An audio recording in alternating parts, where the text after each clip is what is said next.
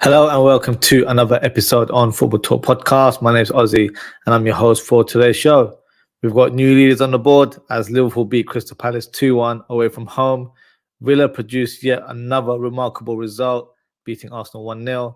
City just about clinched the win against Luton Town at Kenilworth Road.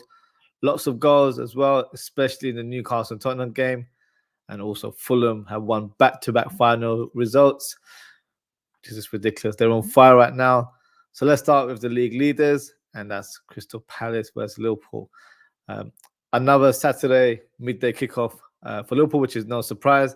In fact, it's our fourth of the season, and it was a trip to South London at Selhurst Park. Have to be honest, the first half was pretty much a bore fest. It almost put me to sleep, so it couldn't have got any worse in the second half. The first key moment of the game was the Van Dijk incident where he fouled Edouard in the box. Penalty was awarded, but then it took quite a while for VAR to rule out the incident as Will Hughes fouled Endo in the lead-up. For me, that was the right decision.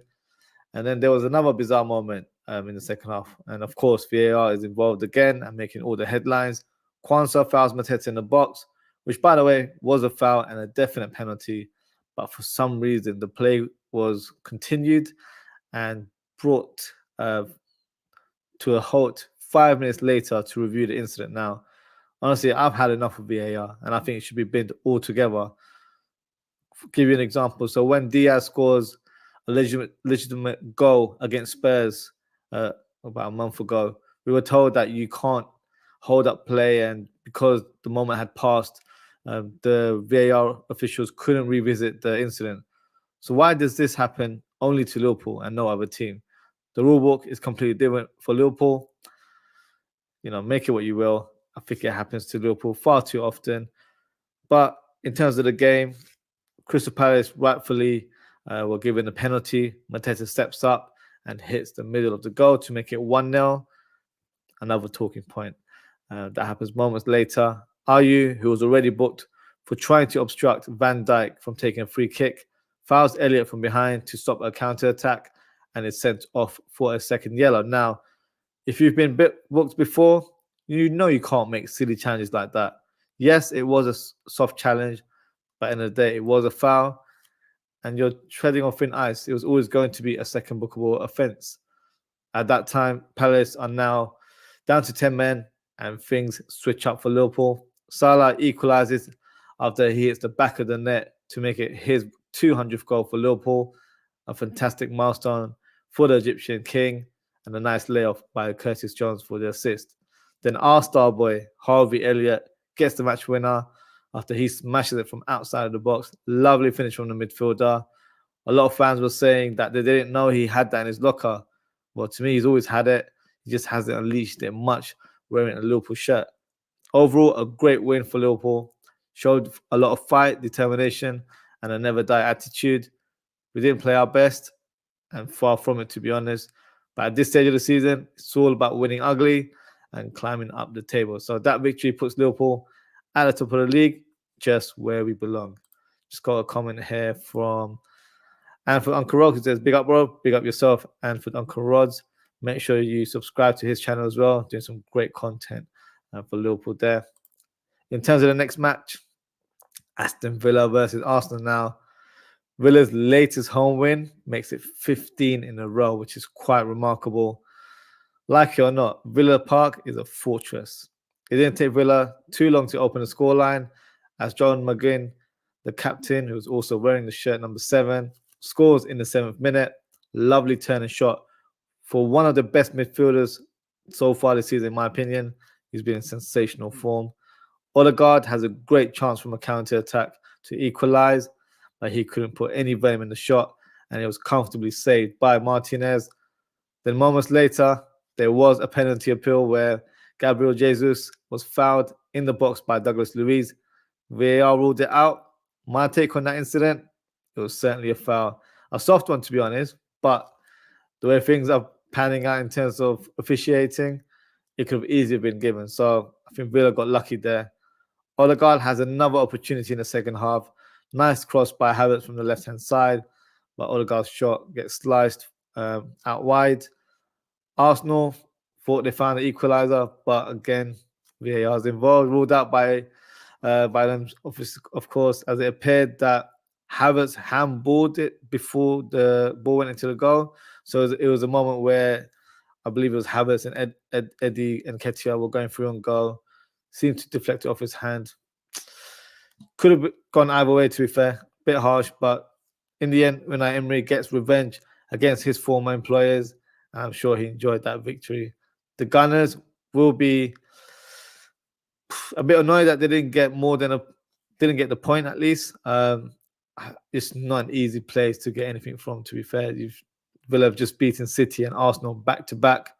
Now, in terms of Villa's performance, they've been showing some amazing form so far this season. Big question is on everyone's mind: are they serious title contenders? Personally, I don't think they are. I don't think they have the quality and depth in the squad.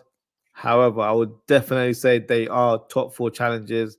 And I told you guys this early in the season. I've labelled Villa as dark horses for that top 4. So let's see how it goes for them in the course of the season. Next fixture, Luton Town versus Man City. Luton Town was so unlucky not to get the point from this fixture, as City were definitely given a scare, but they managed to get a late win in the game. City had plenty of chances throughout the game, to be honest. Earlier shots from Rodri and Foden could have broken a deadlock, but it was Luton Town who stepped ahead and took the lead. Lovely cross by Andros Townsend from the right-hand side, looping over to Adebayo, who heads the ball home. Second half, things changed and City stepped up. Bernardo Silva equalised for City with a fantastic strike. Then a few minutes later, Grealish took the lead for City with a left-footed finish from close range. Nice cross by Alvarez with the assist. In the end, good moment for City to get that win. Just about managed to claim it. Kenilworth Road, to be fair, is not an easy place to go. They've troubled a lot of the big teams so far this season. Now, if Luton can make it into a fortress, like they have been recently, I think they have a good chance of staying up. So watch this space. Their fate is not all set and done right now. Next fixture, Tottenham versus Newcastle. Spurs are now back to winning ways. As before this fixture, they were going through it, unfortunately. They had 4 defeats and a draw in the last 5 games, but they were up against a tough opposition against Newcastle, who have shown some good form so far this season, but in this game was simply swept away. Tottenham opened the scoreline through Udogie, who was positioned, like I said, forward in that 6-yard box and scores from close range. Great play by Son with the assist. He becomes provider again, but this time it was for Richarlison, who opens his account to make it 2-0 for Spurs. Richarlison makes it 3-0 with a left-foot strike. Son gets fouled in the box and is awarded a penalty. He steps up and finishes it clinically in the bottom corner to make it 4-0. Newcastle get their consolation goal through a Joe Linton strike. And even to forget for Newcastle, as they got wiped out by Spurs. And in terms of Spurs, they remain 5th with 30 points. Just got a comment here from Madison Smith. Under the radar, but Bournemouth have had an excellent turnaround. They certainly have. I think the way they've played this season, I could see what the coach is trying to embed in that team in terms of the way they play. But things have kind of clicked right now. So no, they've definitely turned it around. Solanke looks like he's in amazing form as well. So yeah, it's good to see how they are performing so far. Next fixture, and let's talk about Bournemouth. Manchester United versus Bournemouth. Well. What do we have here? Ten Hag and his boys get popped by the cherries. Now, I would be shameless and bring out a cherry Coke, like a lot of fans did when Liverpool lost last season. But I'm boycotting Coca-Cola, so that won't be happening from my side. However, I was perplexed when I heard that Ten Hag got Manager of the Month and Harry Maguire also got Player of the Month. Garnacho got Goal of the Month, which rightfully so. Amazing strike from him. But not sure how Beavis and Butthead got their awards. But let's focus on the game. What performance by Bournemouth, as Madison Smith also alluded to. Things are starting to click, and they've been playing some great football recently. I've said the word fortress a couple of times in the show, but Old Trafford is certainly not a fortress anymore. pretty much a dumping ground now. Former Liverpool player Solanke opens the scoreline with a lovely finish in front of goal. That's a man playing with a lot of confidence right there.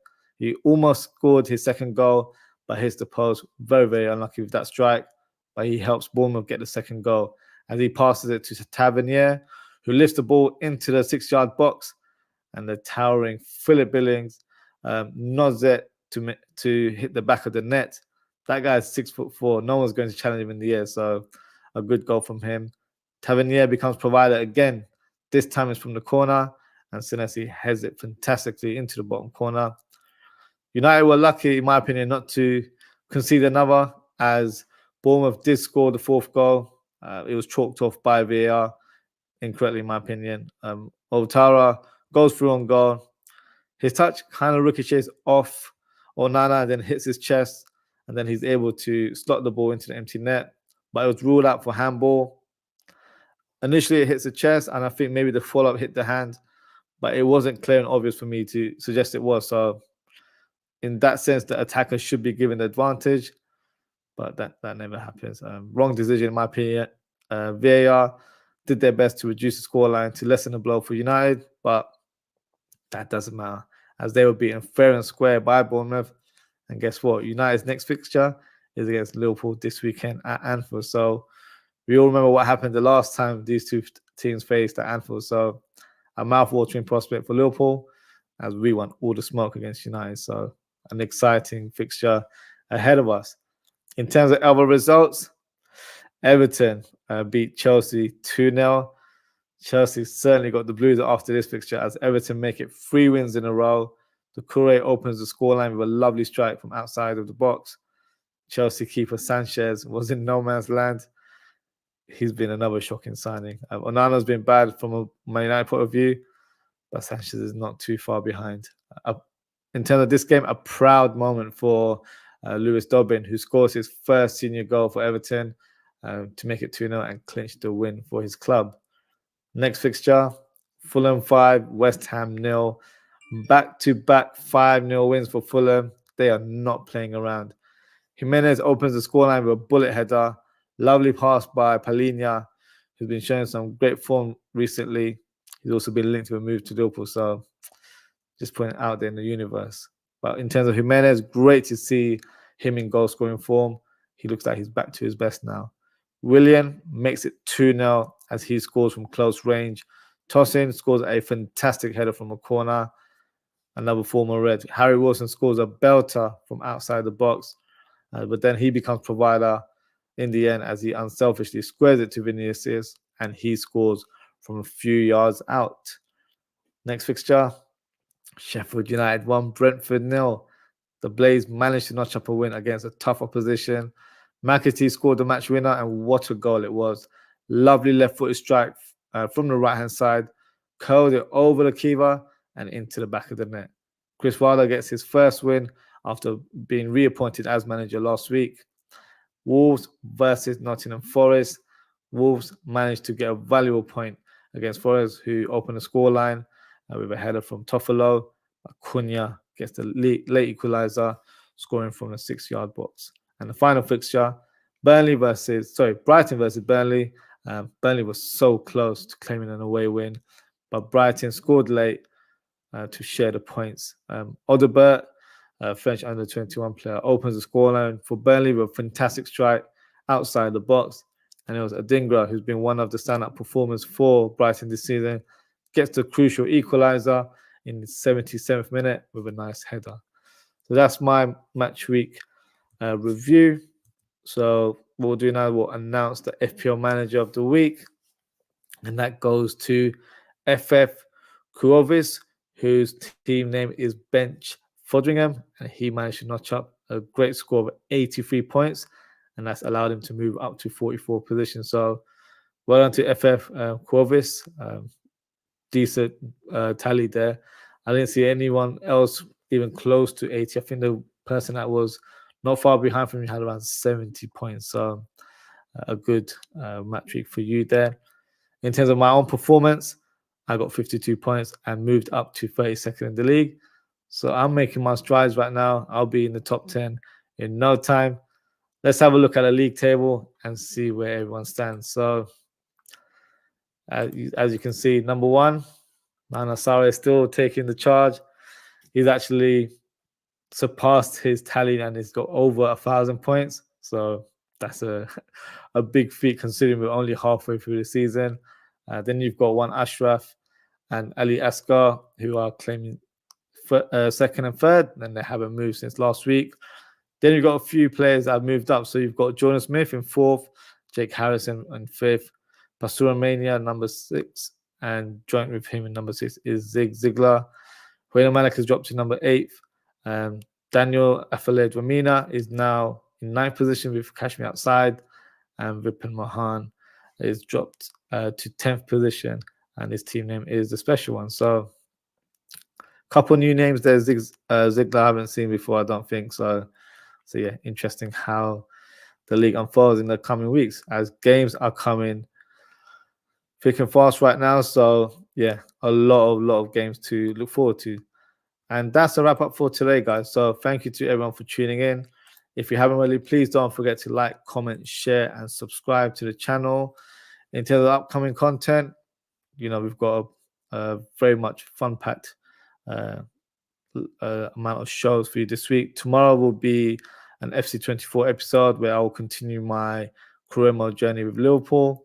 Wednesday, European football is back as well. So I'll be doing a match preview of Union Saint-Gilloise against Liverpool on Wednesday. Then on Thursday, I'll be doing a match reaction for that game. And then Friday, I'll be doing a match preview of Liverpool versus Manchester United.